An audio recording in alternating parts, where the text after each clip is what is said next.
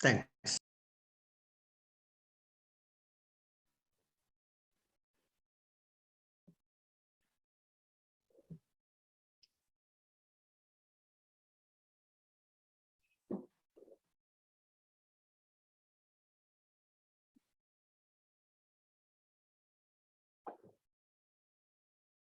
For those of you just joining in, we're just going to wait. We've got about 50 of us here already.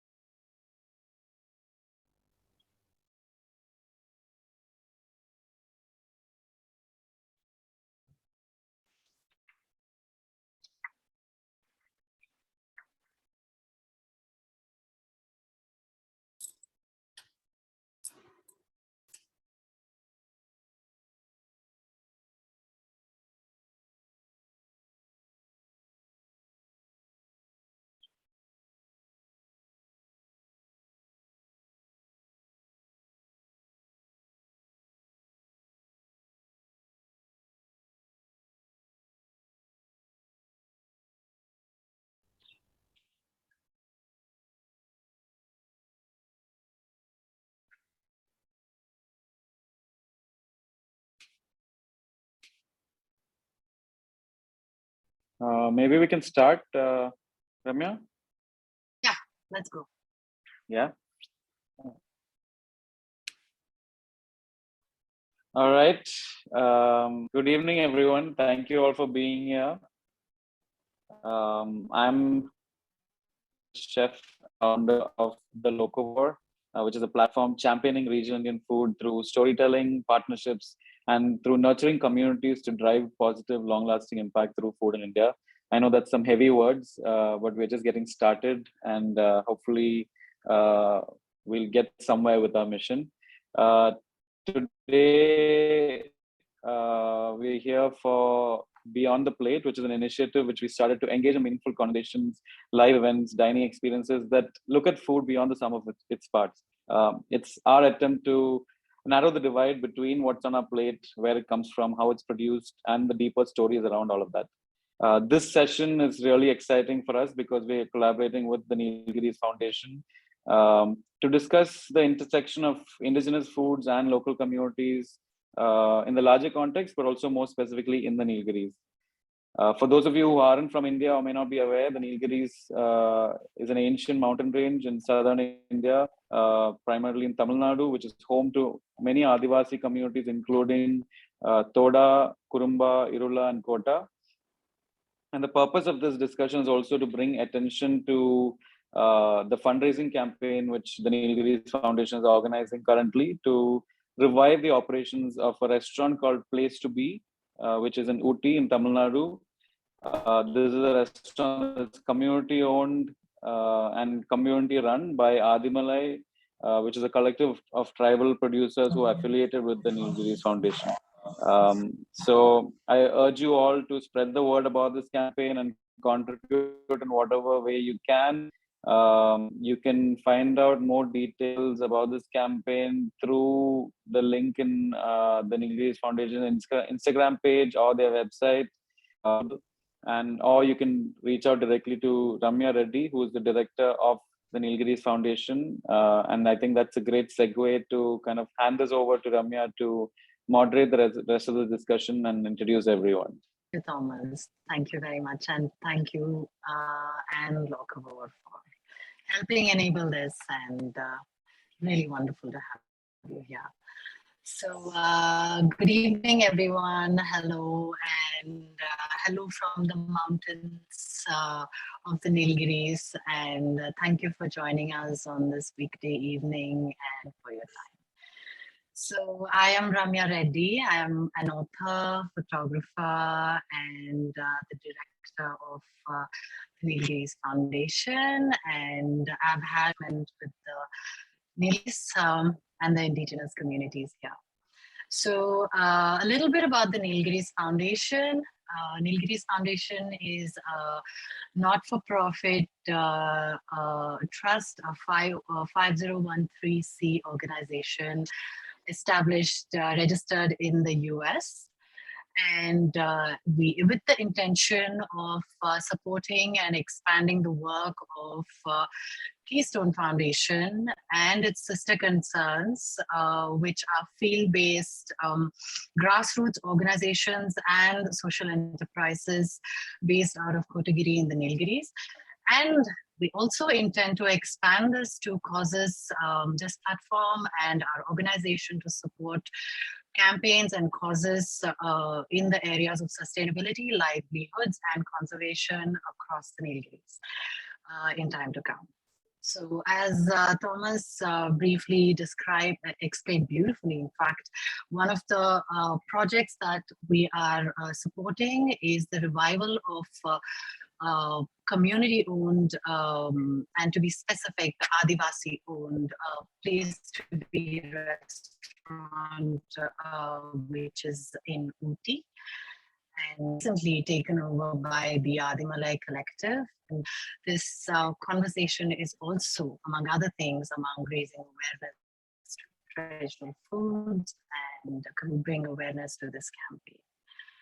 And I would like for, we have an incredible panel, as you can see, and all of you have already met Thomas. We have Pratim Roy, we have Matthew John, Justin Pauls, and Janaki Amma. Pratim, Matthew, Justin, and Janaki Amma, can you all introduce yourselves? Pratim, let's start with you. Hi, good evening from the Nilgiris.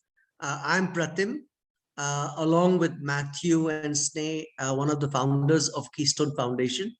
We've been here for the past 30 years, and we primarily work with indigenous communities on conservation, enterprise, and livelihoods. In the 30 years, we have incubated the two main arms of Keystone Foundation. One looks at social enterprise. Matthew would be talking about Last Forest Enterprises. And one looks at the producer community, the gatherers of non-timber forest produce, the Adimalai. And today we'll talk about local foods, we'll talk about Adivasis, and we'll talk about this journey of Place to Be that's bringing all of us together. Thank you. Matthew? Yeah, thanks, Ramya. I'm Matthew, and yeah, as Pratim said, with Pratim and Sneh, started off Keystone. And in 2010, we incubated Last Forest Enterprises. It's a social enterprise. Primarily, it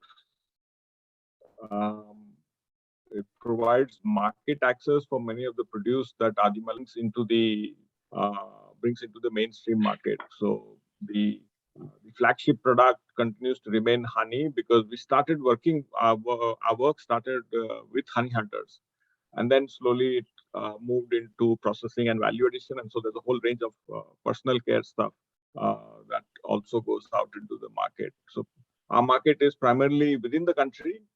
There's a small portion that now goes out into the overseas market too, as well as on the e-commerce space.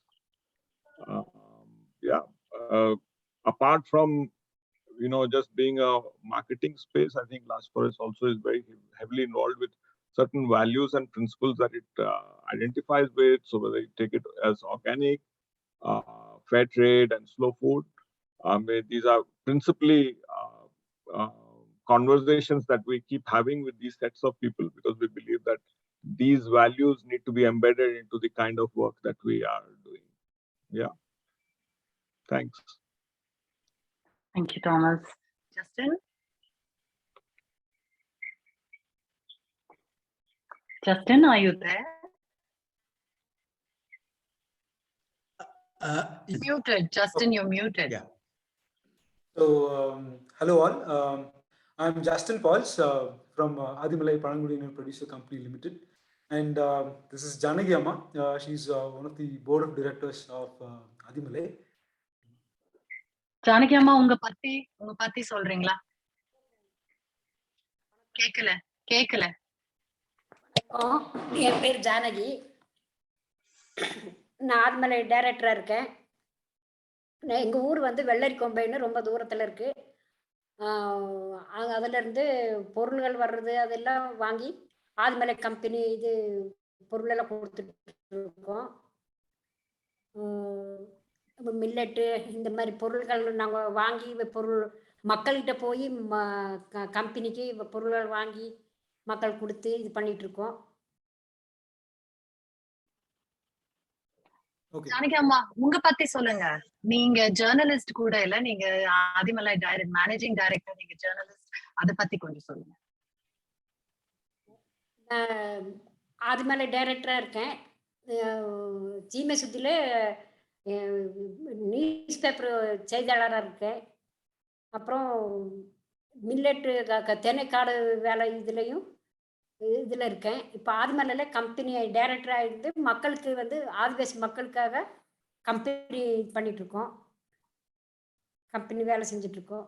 இதில் நாங்கள் முக்கியமாக வாங்குகிற பொருள் வந்து தேன், சீவைக்காய், பூசக்காய், இந்த தெனை, சாமை, ராகி, இந்த மாதிரி பஞ்சு, இந்த மாதிரிலாம் பொருட்கள் வாங்கி தான் நாங்கள் இப்போது ஆதிமலை கம்பெனி வேலை செஞ்சிட்ருக்கோம். இப்போ இந்த இது தற்சமயம் இப்போ நகைப்பழம் கூட வாங்கி இது பண்ணிகிட்ருக்கோம். Can I translate? Yeah, Okay. please introduce yourself also. Yeah, so I'm Justin. I'm from Adimalai, and I'm Chief Executive Officer of the company, and this is Janaki Amma. I'll just translate what she told. Janaki Amma is from a village called Velarikombai, which is in the Nilgiri Biosphere Reserve, and it is in Kotagiri, inside Kotagiri block. Indigenous community owned company, and what we do here is we buy the produce from the communities, like millets, honey, and now it's the season of jamun fruits, so there's a lot of jamun fruits coming in. And Janaki Amma is also part of Sime Sudhi, which is a community based newspaper kind of thing, and she's actually a journalist kind of person, because she brings in the information from the community and gives it to the Sima Sudhi people, who convert that into a magazine, and then she also distributes the magazine to the community people in the villages. So that's what she was telling so far. And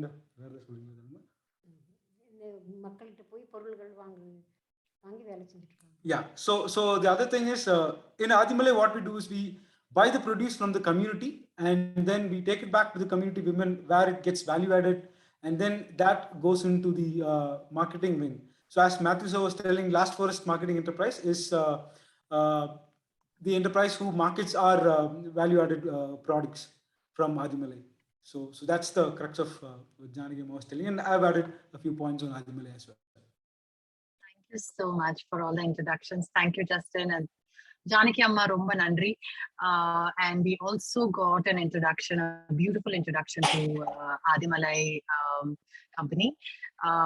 So Thomas, over to you to kickstart this. Can you talk a little bit about your exploration and your interest in indigenous and wild foods across all your travels, and what we'd also like to know is how you adapted them in your work, and how people have engaged with these adaptations or understanding. Thanks, Ramya. I think my journey into indigenous foods, I mean, all of our journeys began in our childhoods, but I kind of strayed away from that for a while. I studied abroad, cooked mostly European food for the first half of my, and then years ago had a drastic shift back into indigenous.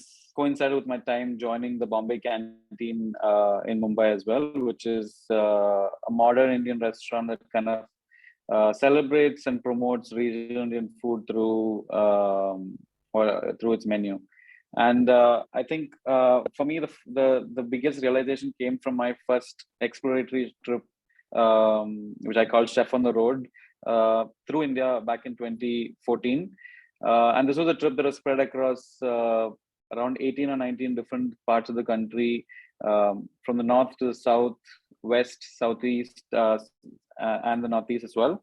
And what I discovered on this trip was I saw and experienced traditions and foods and techniques and ingredients which I'd never really seen before, and were definitely not making its way into mainstream restaurants. And as a chef, my entire perspective shifted, and my focus shifted into trying to bring some amount of attention around a lot of these foods. The idea behind Bombay Canteen was that we somehow attribute a higher standard to cuisines that are not our own. So you'll see restaurants which have Asian food and European food thrive, and where people pay a lot of money to go eat. But when it comes to Indian food, you have the same run-of-the-mill menus which have butter chicken and palak paneer, dal makhani, which is not really representative of the country. So we has, and that became the focus for us. In the beginning, we kind of realized that staying rooted in those cuisines, but then making it either more exciting or fun, making dishes and ingredients more relatable to people would be a great way to Indian food context, and where we are getting those ideas and inspirations from.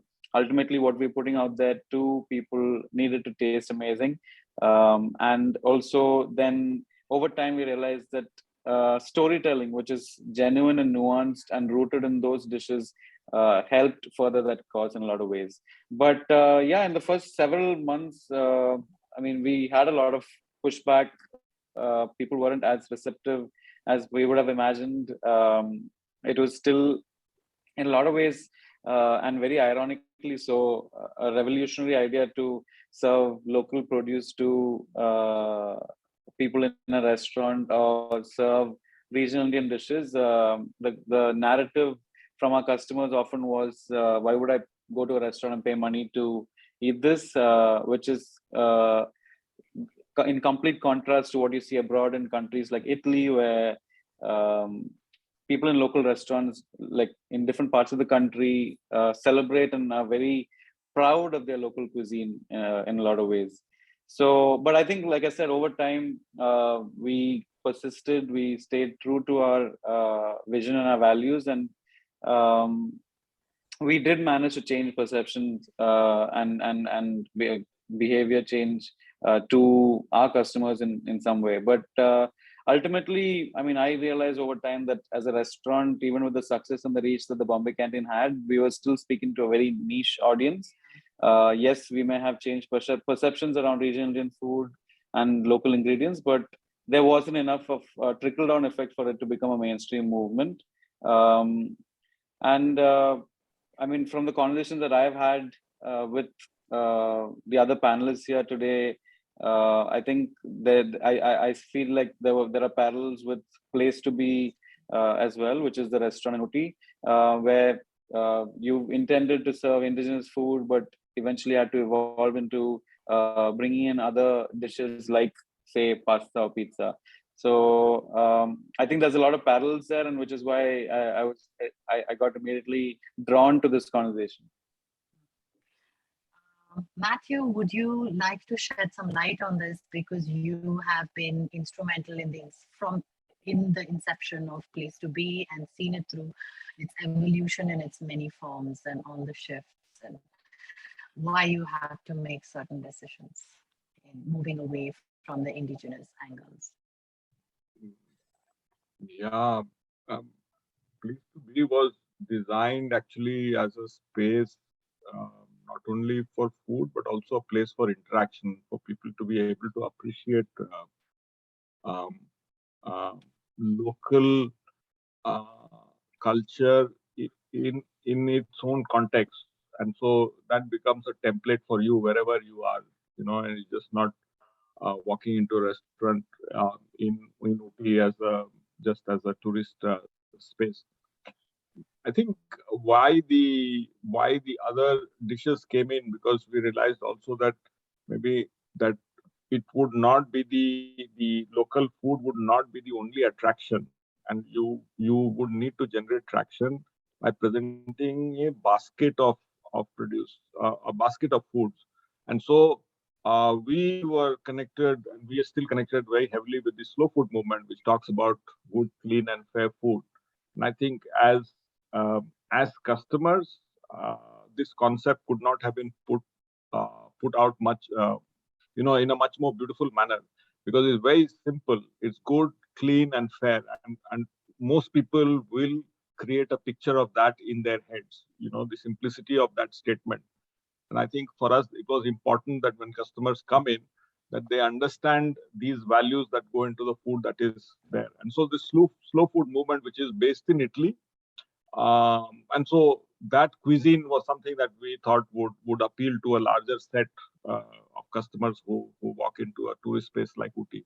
And that's why we had the Italian edge to the space, as well as the local cuisine. I think trying to slowly, on day one, you could never be able to bring in all the ingredients that would meet all these values. And so you had to make an effort. So you start from, somewhere along the road, but you slowly make an effort, when you try and convert your pizza to a more wheat-based pizza. You try and get some of the other ingredients, whether it's vegetables or whether it is meat or all of this. You try and reach out to the local producers or the local communities, and then you try and bring it in. And then for customers to be able to see that here is something that is available locally, and this is something that could be replicated all over the place. I am right now sitting in Korea, and just yesterday we had a meal in a restaurant, and our main meal was a soup made out of 10 kinds of mushrooms, all collected from the local county.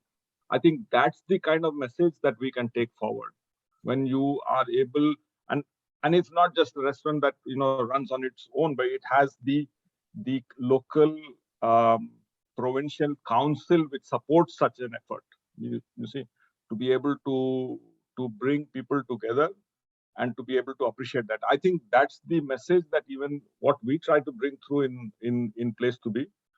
To some extent, it moved forward, but then COVID had its own implications. Which is when it came to Adimalai, and is looking to revive in a new form. Pratim, I had a question for you. So in this context, and I think you'd be able to beautifully put this across. What do you feel about how the Adivasis feel about the dramatic shifts in their food cultures, traditions, and how do you think this feeds into how we as facilitators are making decisions on mainstreaming it? So just an overall picture from that perspective. I think, a little bit of history and a context to answer this question more fully.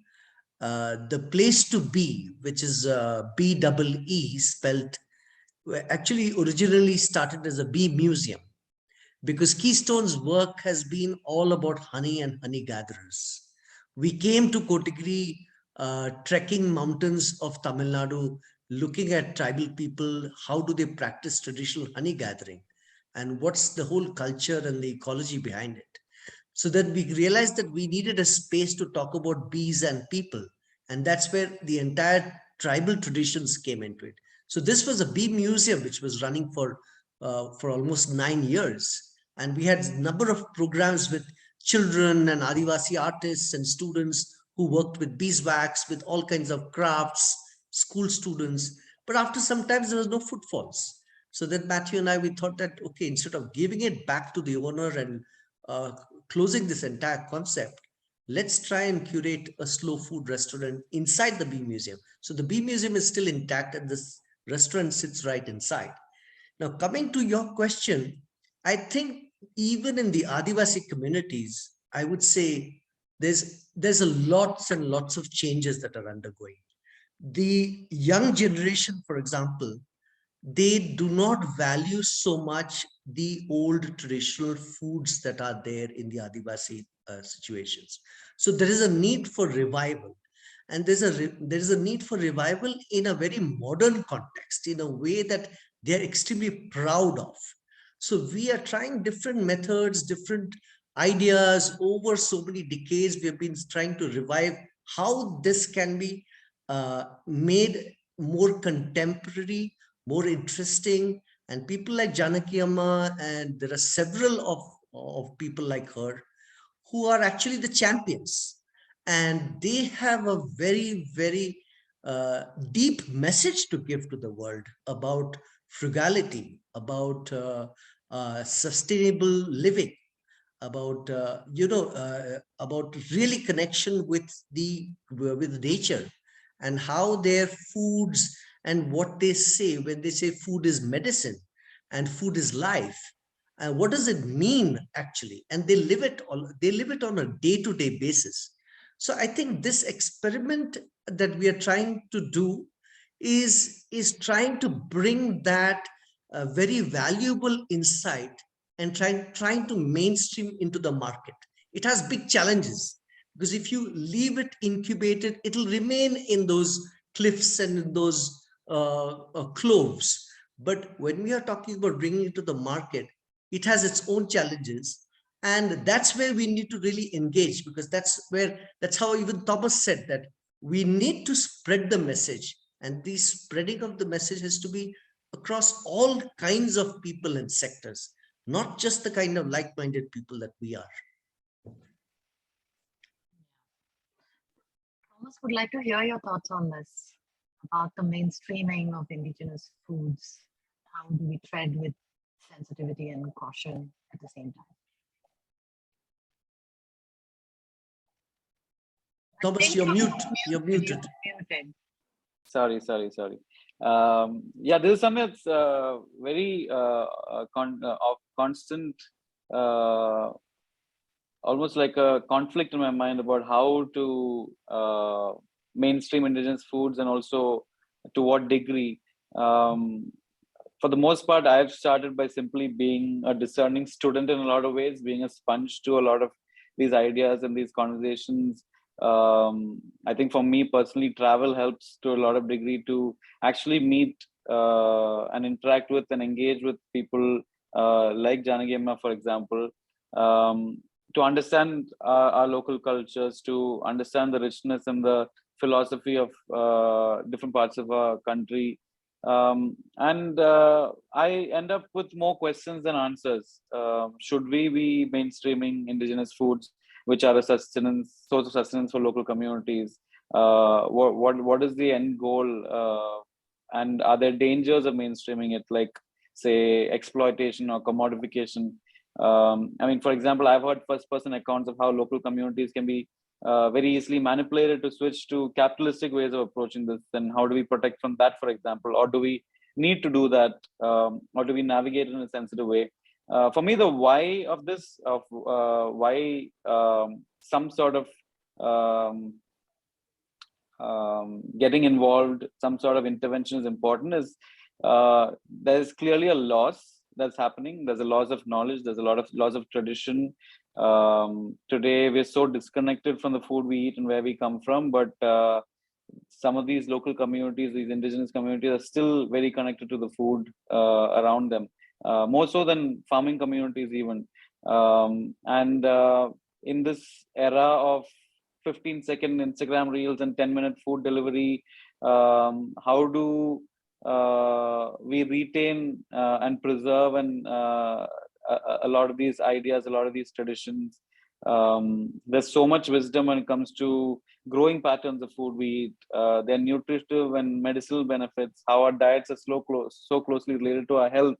I've interacted with indigenous tribal communities in Kerala and Maharashtra and Odisha and Nagaland, and everywhere. I mean, for me, at least from my travels, I've sensed this impending loss, and I think for me, I'm in a sense of conflict in terms of the ethics of mainstreaming it in a lot of ways. How we can do that is part two of that conversation, I think, and that's where my company, the Locovo, comes into that conversation to some degree. Is we try to bring in powerful storytelling through collaborations and partnerships like this one, for example, to harness the power of synergies and how we function as organizations, as individuals. But let's be honest, I mean, how many of us are here today to even listen to a conversation about this today, as opposed to the doom scrolling of reels on Instagram, which there are millions of people doing that as we speak in India. I think another question I have is how can we do this sensitively by involving people from the community, and how do we do it by not assuming what might be good for them or taking a patronizing stance? How do we take their voice into account without being saviors, for lack of a better word?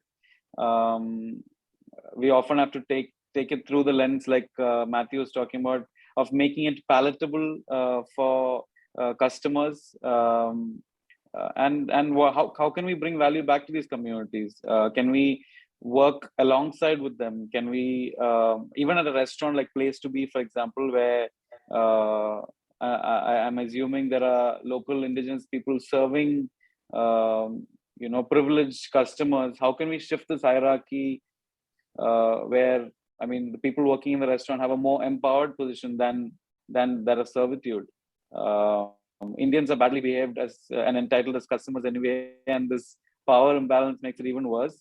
But I mean, these are some of the things that I kind of struggle with, and I don't have answers to. But yeah, just some of the thoughts that I kind of navigate through. In this context, should we touch down on something, because we're talking about how to empower them and how to add value to what they do, and whatever. So, Pratham, you had written, I think, this somewhere about the fact that the Adivasis are cultivators of such nutritionally rich produce, but it is they who are nutritionally deficient.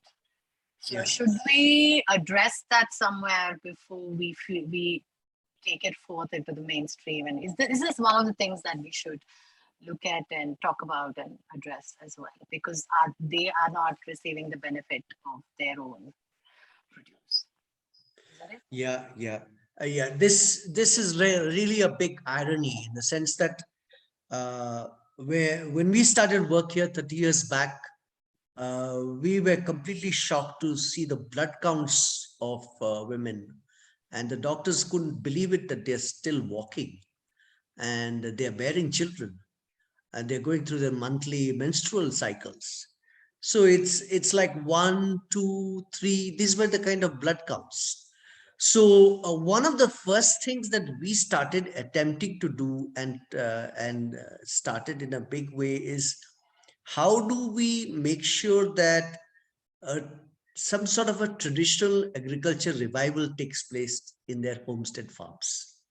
They had land, but they are caught in the wage gathering system so much that unless they go and work in the tea estates or the coffee plantations, they don't have money to bring to the house for that day. So we started intervening in terms of really looking at reviving millets, reviving all the kind of amaranthus and all the kind of multi-crops that go on. And that project and that intervention happened for over a decade. And we saw then some changes, but these kind of changes needs to be done at a very, very large scale. And you're absolutely right that the nutrition for tribal communities across India, though they eat some of the most valuable things that we appreciate and we value so much in our dishes that come in, but they actually are on the victims and brunt of a very, very low nutrition status and extremely poor health. And coupled to that, sickle cell anemia. There are so many things in nature and in ecosystems which completely attack, so to say, the vulnerable communities. And the vulnerable communities are leading some of the most so-called holistic lives. And that's, again, another very big contradiction for me. How do we kind of tackle this thing? And what is going to, how do we do it? Is it through a market force? Is it through policy? Is it through showing? We took this step 30 years back to say that unless we can prove it on the ground, let's not talk about it so much. So we have attempted some things. There have been several failures. We're learning a lot of things, but there have been successes too. And Adimalaya, I would say, is a success story. And Janaki Amma, being a healer herself, and who makes traditional medicines, traditional foods, she can definitely share some of her insights and how she looks at these challenges from her community. I think that'll be very interesting to hear from her. Justin, we have a question for Janaki Amma. It's a twofold question for Janaki Amma. Can you hear us, Justin? Yes. Janaki Amma, இங்க ரெண்டு question இருக்கு. இப்போ first வந்து நீங்க பொறுத்த வரைக்கும் நீலகிரியில இருக்கிற ஆதிவாசி மக்களோட சாப்பாட்டுல இருக்கிற முக்கியமான விஷயங்கள் என்ன? I hope I have heard it. Okay. முக்கியமான விஷயங்கள்னா ஆதிவாசி மக்கள் வந்து தென்னை சாப்பாடு தான் முக்கியமா ஃபர்ஸ்ட் எல்லாம் சாப்பிட்டு இருந்தாங்க மேடம். இப்போ வந்து அவங்களுக்கு இந்த அரிசி தென்னை விளைச்சாலும் பணம் கிடைக்கும்ட்டு கொஞ்சம் வெளியே கொடுத்துருவாங்க. அவங்களுக்கு அரிசி இப்போ நல்லா சுடுபாம் ஆயிடுச்சு. அரிசி கிடைக்குது, கழுவி போட்டானா வெந்துடும் அப்படிங்குது. தென்னைனா இடிச்சு புடைச்சி அதெல்லாம் எடுத்து ஆக்கணும். அவங்களுக்கு அது ஒரு கஷ்டம். அதனால சாப்பாடை கொஞ்சம் விட்டுட்டாங்க. இப்போ ஃபர்ஸ்ட்டு இப்போல்லாம் நானே தென்னை அரிசியும் சாமை ராகியெல்லாம் சாப்பிட்றேன். பசங்களுக்கே கொடுக்குறோம். அவங்க வந்து இப்போ சாப்பிட்றேன்னாலும் அவங்களுக்கு பிடிச்ச மாதிரி செஞ்சு கொடுத்தானா நல்லா சாப்பிட்றாங்க விரும்பி. ஒரு டைம் பொங்கல் பண்ணி கொடுக்கலாம், ஒரு டைம் பிரியாணி பண்ணி கொடுக்கலாம், சாமையில் பாயசம் வச்சு கொடுக்கலாம். அந்த மாதிரி பண்ணும்போது பசங்க வந்து நல்லா விரும்பி சாப்பிட்றாங்க. சாப்பிட்டோன்னா நல்லா ஹெல்த்தியாக இருக்கலாம்னு ஒரு ஐடியா இருக்குது madam. Thank you, Janaki Ma. Justin, could you translate that and also ask her, because I may not word it precisely, when Pratim said, what are the challenges of, what are the nutritional challenges that the indigenous communities are facing despite the fact that they grow the most nutritionally rich foods? I'll just translate what she told. Yeah. So the thing is, what she says is, usually the Adivasi community, they consume millets, and that is their traditional food. But in recent times, it's easy for them to get rice than millets, because here the people get rice easily, because the PDS also gives rice for free, so it has made their job easy. So they just have to cook rice and consume it. But in case of millets, they have to cultivate it in their forests, and that is a bit difficult. And the other thing is, the current generation, they are also quite hesitant to consume millets. So to make them, like millets, what she's suggesting is we can give a variety of dishes. Example, tenai can not only be served as rice, but also can be made into pongal, or can be made into biryani, or can be made into payasam, so that the current generation, the youngsters, will love to take a lot of millets. So that is one way of increasing the consumption of millets within the communities. So that's what she was telling. And I'll just translate your question to Janaki Amma. So Janaki Amma என்ன சொல்றாங்கன்னா, இப்போ வந்து nutrition challenges, அதாவது அவங்க சாப்பிட்ற உணவு வகைகள் இருக்கு இல்லைங்களா, அந்த இப்போ சாதாரணமாக சாப்பிடும்போது அவங்களுக்கு வந்து அவங்களோட உடல் நலத்தில் வந்து குறைபாடு இருக்கும். அதுவே மில்லட்ஸ், அதாவது சிறுதானியங்கள் சாப்பிடும்போது அவங்களுக்கு நிறைய இது வரும். அது வந்து எப்படி சரி பண்ணலாம் அப்படின்னு சொல்லி கேட்குறாங்க. இப்போ நம்ம ஃபஸ்ட்டு இந்த அரிசி சாப்பிட்டேன்னா அதில் மருந்து இருக்கிறனால ரொம்ப உடம்பு சரியில்லாமல் ஆகும். இப்போ தினை சாமையெல்லாம் சாப்பிட்டேன்னா, ராகியெல்லாம் சாப்பிட்டேன்னா அந்த சீக்கு கொஞ்சம் கம்மியாகும். சிக்கல் செல்லி அனிமியான்ட்டு இருக்காங்க. அவங்களுக்கெல்லாம் வந்து தினை, சாமை, ராகி இதெல்லாம் சாப்பிட்டோன்னா அந்த சிக்கல் செல்லி அனிமியா வந்து குறையிறதுக்கு வாய்ப்பு இருக்குது. இந்த மாதிரி சீக்கு வராது. இப்போல்லாம் பிரசவ காலத்துக்கு இப்போ எல்லாத்தையும் கூட்டு போயிட்டு ஹாஸ்பிட்டலில் என்ன பண்ணுவாங்க, சிசேரியன் பண்ணி விட்டுருவாங்க. அவங்க சிக்கல் செல்லு அனிமியா இருக்குங்கிறாங்க, அது ரத்தம் இல்லைன்னு சொல்லிடுவாங்க. அது நம்ம தினை சாப்பாடு அது நாங்கள்லாம் தினை சாப்பாடு சாப்பிட்டனால எங்களுக்கு ஹாஸ்பிட்டல் பக்கமே போகணும்னா பிடிக்காது. இப்போவும் ஹாஸ்பிட்டல் போகிறேன்னா ரொம்ப கஷ்டமாக இருக்கும். அப்போ அந்த சாப்பாடு வந்து நம்மளுக்கு ஒரு மூலிகை மருத்துவம் மாதிரி தான். தினை, சாமை, ராகி எல்லாம். நம்ம காட்டிலேருந்து கிழங்கு எடுத்து சாப்பிட்றோம், காட்டிலேருந்து கீரை எடுத்துகிட்டு வந்து சாப்பிட்றோம், அப்புறம் கீரை பொரி உருண்டை பண்ணி சாப்பிடுவோம், தேன் சாப்பிடுவோம். அதெல்லாம் நம்ம உடம்புக்கு வந்து நல்ல மூலிகை சேர்ந்த மாதிரி இருக்கும், மருத்துவ குணம் உள்ளதாக இருக்கும். அதனால அது சாப்பிட்றதுனால நம்மளுக்கு நல்ல தெம்பாகவும் இருக்கும்.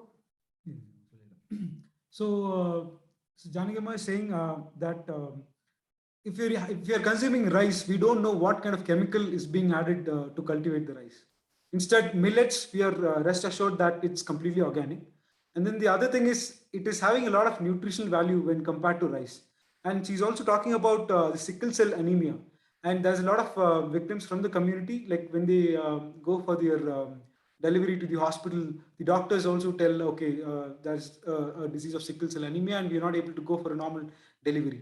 And she's telling when they had their delivery, they did not go to the hospital itself. So that kind of immunity is something that they are having because they are consuming the traditional food. And every food that they consume is having a lot of medicinal value. And they go to the forest, they get the tubers and things. So that's something that always builds their immunity. So that's what she was telling me. Thank you. I must tell you all that in this regard, Janaki Amma has midwifed over 50 babies. She's birthed all her own children. 5. Am I right, Justin? அஞ்சு பசங்க, அஞ்சு பிள்ளைங்கள. 3 பொட்ட பிள்ளைங்க ஒரு பையன், 4 பேரு. 3 girls and 1 boy. Yeah. All she has. குடும்பத்துல நான் எங்க அப்பாவுக்கு 12. She's got 12 siblings. Most of them healers. Thank you, Justin. Thomas would like to hear your experience, an experience that with an Adivasi friend that deeply touched you along your culinary path, exploring wild and Adivasi foods. Yeah, so someone for me that I've known and closely associated with over the last 4 years is this gentleman called Sunil, who's a Kokni tribal from the Palghar district in Maharashtra. In fact, someone I'm working with, or we are working with at the Lokovo currently for a wild food project through an organization called Triple O Farms. Sunil is a treasure trove of information. I first met him, I think, in 2018 or 2019. And he's someone who works with not-for-profit organization called BIF, which is based in Maharashtra, which works to convince tribal farmers to cultivate more indigenous crops, but also protect forest produce, protect forest cover, and revive indigenous foods that are getting wiped out. I've been on multiple trips to his village, to his home, where I think the sheer knowledge and wisdom that he has and shares so generously has over time kept me so inspired and motivated to continue to dig deeper and learn and discover and share. And so, yeah, I think for me it would be Sunil. Wonderful. Thank you so much for that sharing. So if anybody else from the panel has anything else to add, otherwise we can move on to the question Q&A. But before that, we would like to play a really, really short film about the Place to Be campaign, the revival of the restaurant, Indigenous Foods restaurant that we were talking about. We'd like to briefly play that film.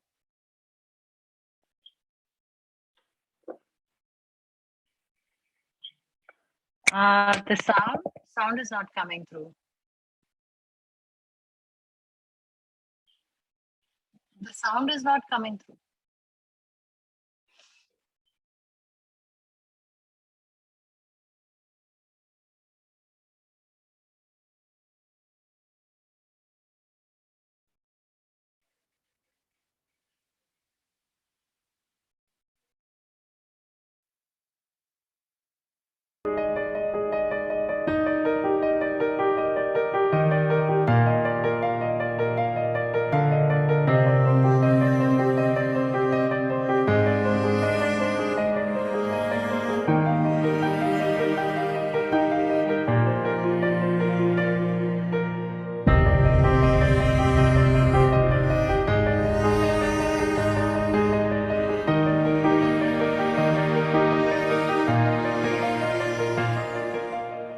So slow food came to us during several years back, and the vision of it is very simple. So it envisions a world in which all people can access and enjoy food. And it's based on a concept of food that is defined by three interconnected principles. It has to be good, it has to be clean, and it has to be fair to the people who produce, who harvest, who work with this. என் பேர் ஜானகி. நான் வெள்ளிக்குமி கிராமத்துலேருந்து வரேன். நான் ஆதிமலை டைரக்டராக இருக்கேன். நான் வந்து குறும்பாசு ஆதிவாசி மக்கள் தான். அதில் வந்து ஆதிவாசி மக்கள்னா குறும்பாசு, இருளாசு, தோடாசு, கோத்தாசு 4 வகையான ஆளுங்க இந்த கோத்தேரி இதில் இருக்கிறோம். ஊட்டி கோத்தேரியிலலாம் நாங்கள் வந்து ஆதிமலை கம்பெனின்னு உருவாக்கி பண்ணிட்டு வரோம். அது ஆதிவாசி மக்களாக தான் உருவாக்கிட்டு இருக்கோம். It is owned by around 1,609 shareholders from all over the Nilgiri Biosphere Reserve, and we also cater to around 4,500 families of the communities from whom we purchase both forest produce and agri produce. Ways of agriculture, their ways of forest produce collection is intrinsically extremely sustainable, because they have cultural practices, they have rituals, they have traditions, they worship the cliffs, they worship the soil. It's all sacred spaces where they do such things. That is extremely closely connected to the slow food concept. This is a platform where we can connect the farmers to the consumer. We're also working on fair trade, so we want to give fairly produced, fairly processed food to the consumer as well. பொருள் வந்து சாப்பிட்டானா நம்ம மக்களோட கலாச்சாரம் அழிஞ்சிரும். நம்ம காட்டில் இருந்து விவசாயம் பண்ணிட்டு வர பொருள்களும் அழிஞ்சிரும். நம்ம மக்களோட உணவு இப்போ நம்ம தயாரிக்கிற உணவும் அழிஞ்சு போயிடும். அதனால எல்லாரும் நம்ம மக்களுக்கு 4-5 பேருக்கு வேலையும் இங்கே கிடைக்கும். நல்ல அந்த குடும்பம் நல்லா இருக்கும். You can be rest assured that your funds will be utilized well. Click the link and subscribe our newsletter, through which we'll be keeping you posted about the progress of the restaurant. We also invite you to come and have a meal if in case you are in Ooty. Yeah, thank you.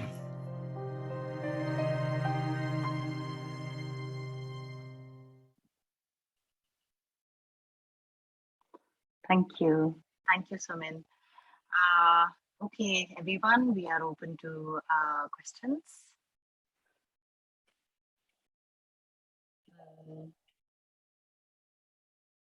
I think we already have some questions that have come in. Yeah, on the chat. So maybe I'll pick up this one. This one's, I guess, to Justin and the team behind the Place to Be is, do you have dishes like jackfruit curries and kirai puri as part of the menu at Place to Be, or is the restaurant inclined towards more of Italian food? Justin, do you want to answer that? So we have both Italian and the native foods. So the other thing is we are still experimenting on the food as well. So we've got millet cookies, and then we also have Tene biryani, and we have both versions of Tene chicken biryani and the normal biryani, and we also have Tene payasam, and we are now trying to bring in the puffed amaranthus, which is kire puri. into the restaurant. So we're still experimenting on it, and I think we'll be bringing it as soon as possible, because we wanted to, give it in a presentable way for the customers here. And it's tourist crowd in Nilgiri, so we need to have a big menu with almost all the food possible. Yeah, Jackfruit is getting very popular, so you'll need to start incorporating that. definitely. Okay. So we have a question from in the Lokavore interview, Janaki Amma spoke about Senai and Genjai. Can Janaki Amma elaborate on this? Is Senegale and Genjai revived, and is it available for consumption?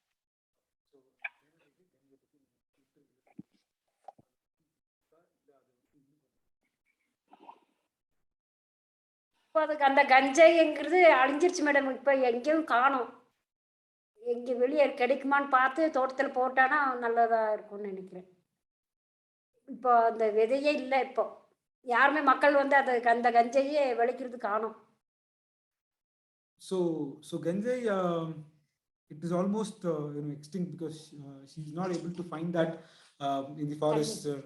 Not the communities are also not able to find Ganjai, and it was a common food in the communities earlier, but now she's not able to find it anywhere. Okay. Senaligai is also a dal kind of a thing, which is also not available now in the forest. So they were also growing in their own kitchen gardens, but now nobody in the community are growing the Senaligai, which looks like a dal. Yeah. Okay. We have from Takshama, what are, if any, some of the ways local government bodies can help the various communities involved? Pratim, would you like to take that?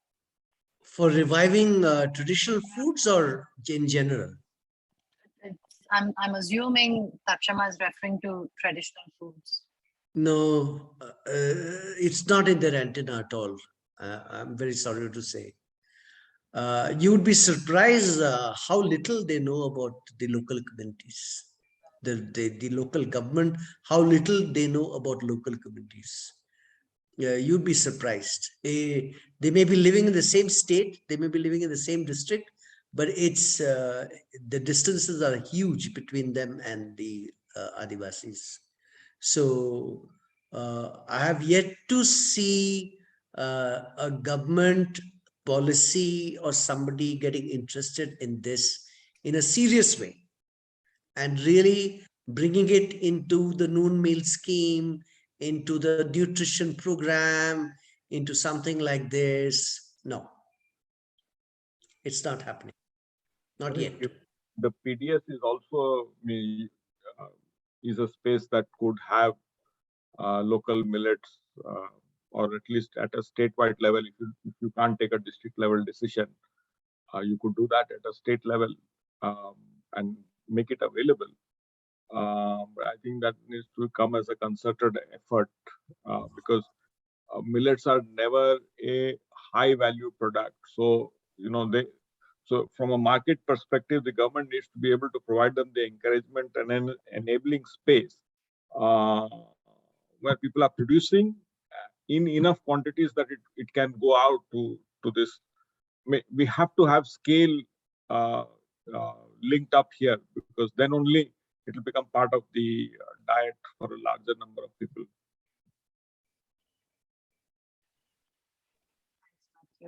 We have a question from Madhu Reddy. Would 2023, which is the UN, which the UN has declared the year of millets around the world, help in refocus on millets again in the area? Matthew? It will help focus, but I think, see, this focus, I think it has to be a collaborative space between the state and the civil society. Both have to come together to promote it. And I always go back to the advertisements we used to see many years ago, which was the National Egg Coordination Committee. Yeah. So it was just a promotion of eggs uh, for for uh, for the general public. I think we need those kinds of campaigns to promote millets, which is able to get the local population to be able to appreciate its uses, to be able to appreciate the kind of health benefits it brings, the impact it makes on livelihoods at the back end. All of this, and I think most importantly is also the in this changing climate scenario, which is more than climate change. I am tending to call it a climate crisis right now, because it has become so unstable. Millets provide a solid foundation where many of the other crops um, are not able to take this kind of extremes of, of climate. We have many people who are still very skeptical about it. But when you see stories of small farmers, I just saw an Instagram post the other day, and a farm which was flooded with water. We've been buying jaggery from them for decades, and there was just a simple line under that saying climate change is not funny. For us, we can, because we're not dependent 100%, our lives are not dependent on farms. For us, it doesn't make an impact. But I think for farmers, it makes an impact, and I think we should be very cognizant of that fact when we are trying to make policy changes. Thank you, Thomas. Rohan had a question. Rohan, do you want to come in? Is that you? Rohan?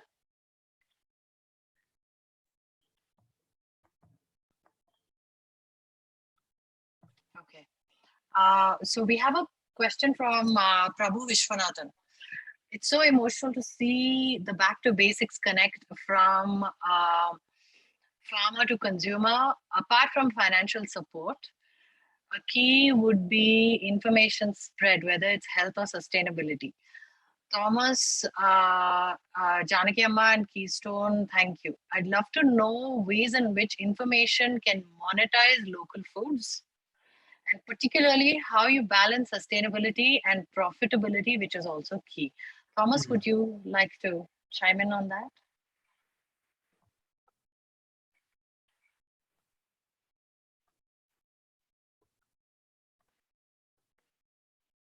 You are mute, Thomas. You're mute.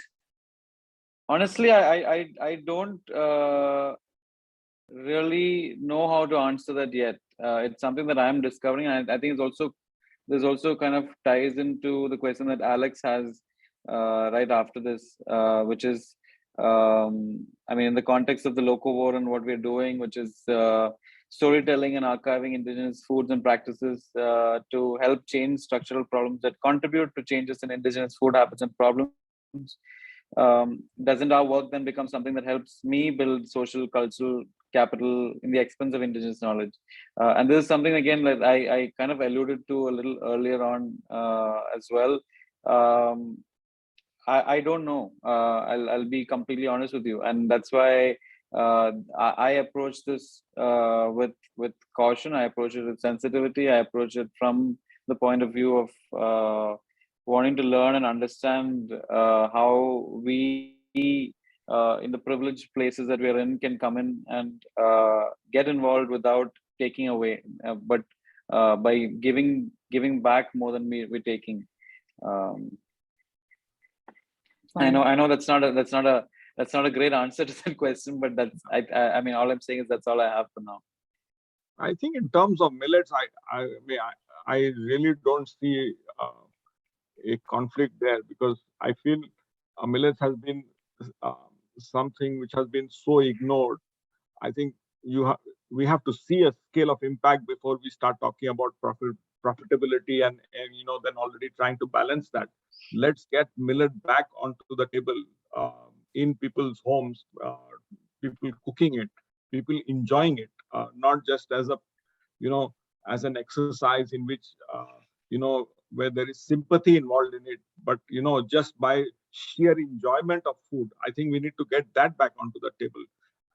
I think profitability will follow, and for communities like this, um, I think that's something that I think we should appreciate, that they are having a chance to be able to do that. We are trying to, I think, we're trying to put the cart before the horse right now. Let's get it going. And I think millet growing just by uh, the way it is grown, farmed, harvested, processed, I think is one of the grains with the least impact. And I think there's huge space that we need to cover there still. Thomas. So any more questions or any more questions? I think there was one question from Vijaya Arasu, which is there are specific tribal weaves in the Nilgiris, and they have specific designs for weddings and etc. Are you planning to revive their weaves along with the food? There is a lot of revival going on for the weaves, if I may answer that question. I think this is in reference to the Toda embroidery. There's a lot of work being done underway, and it is very popular as opposed to the millets and the food that we're discussing right now. So, yes, the revival of the weaves is well underway, and there's been a lot of progress on that front, and hence the focus on millets and indigenous foods. Anirban, yes. Would you like to ask, or would you like to? Just wanted to contribute about what the discussion that was going on, millet being mainstream and being a preferred ingredient for eating. I think first step is to build the awareness. Let me just introduce myself. I am Anirban Sarkar. I'm the general manager of Radisson Blue Greater Noida, and I have been doing stuff with millet for quite some time in the hotels that I've been managing for the last many years. So I've seen what are the challenges, and I have also seen what are the opportunities which lie ahead of us. I think the first step is to build awareness, is to come out of that stigma that millet is something which is for the poor, which is not so cool to adopt as mainstream. Once that battle is won, we know a glass of Pepsi, which is just 8 sachets of sugar, is sold at a premium. So millet, which has so much of quality, so much of nutritional value, I don't think that selling it or making it as a economic proposition is going to be a challenge. It's just that critical mass first has to understand that this is something which is what we are going to accept it as mainstream. I think that is the first, and what I feel as an industry insider, that whatever gets adopted in the commercial kitchen is what eventually gets adopted in the domestic kitchens. So obviously, when we start showcasing it in the mainstream hotels, restaurants, we start talking about it. It is the showcase platform. If we use it rightly, I think it's a matter of time that it's soon going to start catching. So we need a lot of effective storytelling around millets. We've not even scratched the surface, isn't it? Before we get close to wrapping up, I'd again like to draw everyone's attention to this specific fundraising campaign to revive Place to Be, which is the restaurant run by Adimalai in Ooty. I think if one of you can bring some context into why the restaurant needs these funds and what they kind of will be used for. And to the audience, I'd like you to please contribute if you can, but at the very least, at least try and share this on your social media profiles. The link is on the chat. Just get the word out there. You've been privy to this conversation for the last hour. You've met Janagi Amma, as well as Justin and the rest of the team, and they're clearly trying to make a difference, drive change, and this will go a long way.